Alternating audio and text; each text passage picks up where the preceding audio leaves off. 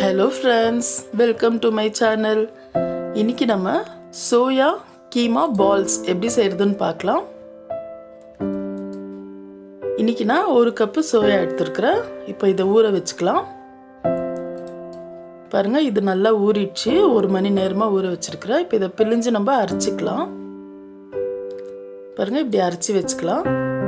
இப்போ ஒரு பேன்ல ஒரு 1/2 டேபிள் ஸ்பூன் எண்ணெய் சேர்த்து நம்ம இந்த அரைச்சி வச்சிருக்கிற உதிரா அரைச்சி வச்சிருக்கிற சோயாவை நம்ம கொஞ்சம் நல்லா எண்ணெயிலேயே அந்த பச்சை வாசனை போகிற அளவுக்கு நம்ம வறுத்துக்கலாம்.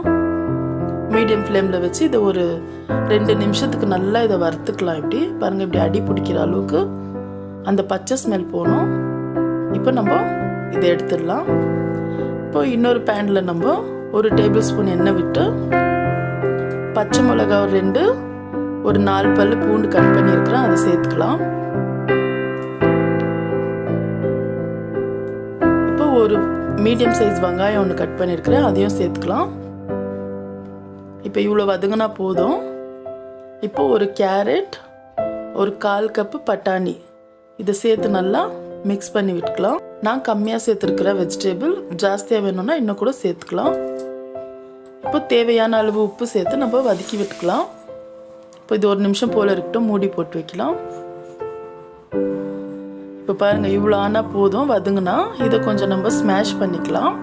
பாருங்கள், இப்படி வச்சு நம்ம ஸ்மாஷ் பண்ணிக்கலாம். இப்போ நம்மளுக்கு கேரட்டும் பட்டாணியும் நம்மளுக்கு வெந்து நம்ம இப்படி ஸ்மாஷ் பண்ணியிருக்கிறோம். இப்போ இதில் நான் 2 உருளைக்கிழங்கு நல்லா வேக வச்சு ஸ்மாஷ் பண்ணி வச்சுருக்கிறேன்.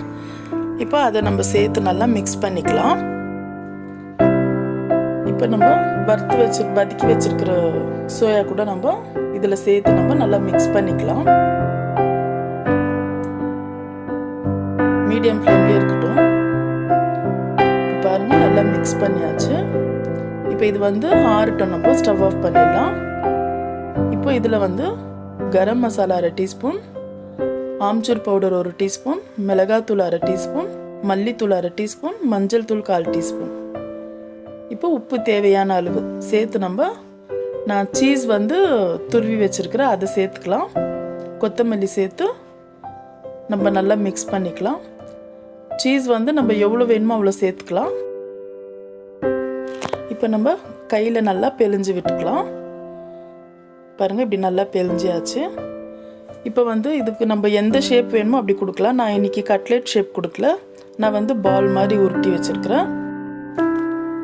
பாருங்கள், நம்ம எல்லாம் உருட்டி வச்சாச்சு பால்ஸ் மாதிரி. இப்போ இதை நான் பிரெட் ஸ்க்ரம் பண்ணியிருக்கிறேன். இப்போ 1 டீஸ்பூன் கார்ன்ஃப்ளவர் எடுத்து அதை கொஞ்சமாக தண்ணி விட்டு மிக்ஸ் பண்ணிக்கலாம். இப்போ பாருங்கள், நான் பண்ணி வச்சுருக்கிற பால் இப்படி கார்ன்ஃப்ளவரில் முக்கி இப்போ அதை நம்ம நல்லா பிரெட் ஸ்க்ரமில் இப்படி பண்ணி மிக்ஸ் பண்ணி இப்படி எடுத்து வைக்கலாம். இப்போ இதே போல் நம்ம எல்லாத்தையும் செஞ்சு வைக்கலாம். பாருங்கள், இப்படி மிக்ஸ் பண்ணி இப்படி எடுத்து வைக்கலாம். இப்போ எல்லாம் ரெடி ஆயிடுச்சு. இப்போ நம்ம ஃப்ரை பண்ணிக்கலாம். இப்போ பேனில் எண்ணெய் கம்மியாக சேர்த்துருக்குறேன். அது நல்லா சூடானோடனே மீடியம் ஃப்ளேமில் வச்சுக்கலாம். இப்போ நான் ஒரு பால்ஸாக எடுத்து விட்டுருக்கேன்.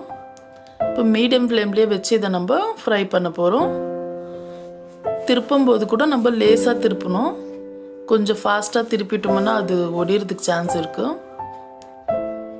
பாருங்கள், இந்த மாதிரி லேசாக திருப்பி விட்டு இது நல்லா ஒரு நிமிஷம் போல் இதை நம்ம நல்லா ஃப்ரை பண்ணி எடுக்கலாம் மீடியம் ஃப்ளேமில் வச்சு. அப்போ தான் நம்மளுக்கு உள்ளெல்லாம் நல்லா வேகும். பாருங்கள், இந்த மாதிரி ஃப்ரை பண்ணி எடுத்துக்கலாம். நம்ம சோயா கீமா பால்ஸ் ரெடி ஆயிடுச்சு. இன்னும் நல்லா வந்திருக்கு பாருங்கள். உள்ளே கூட பாருங்கள், நல்லா வெந்திருக்கு, நல்லா டேஸ்ட்டாக இருக்குது. கண்டிப்பாக ட்ரை பண்ணுங்கள். ட்ரை பண்ணி என் வீடியோ பிடிச்சிருந்தா எனக்கு கமெண்ட் பண்ணுங்கள். அவ்வளோதான் ஃப்ரெண்ட்ஸ். இந்த வீடியோ உங்களுக்கு பிடிச்சிருந்தா லைக் பண்ணுங்கள், ஷேர் பண்ணுங்கள், மறக்காமல் சப்ஸ்கிரைப் பண்ணுங்கள். தேங்க்யூ.